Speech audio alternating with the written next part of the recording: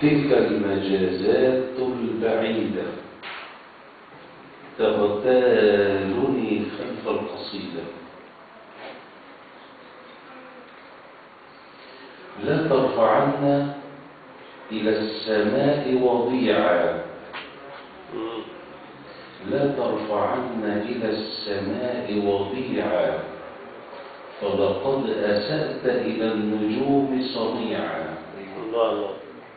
رتق الحذاء، رتق الحذاء ليستقيم على الثرى، لا يستقر على الرؤوس رصيعا.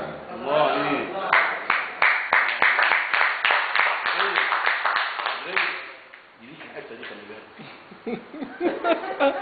صح انت حسن. صح. أسكنت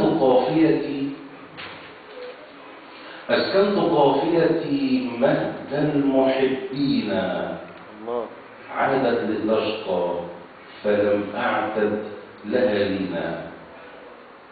تلك الحروف التي أرهقتها زمنا دعوتها أملا في راحة حين، لكنها أرقت مذ عشت نشأتها.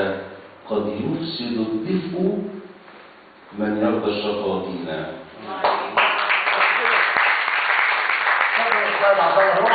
وهكذا انقدر الدقائق والصويعات لظل الكلمة وصناع الكلمة، وإلى النواب القادمة. السلام عليكم.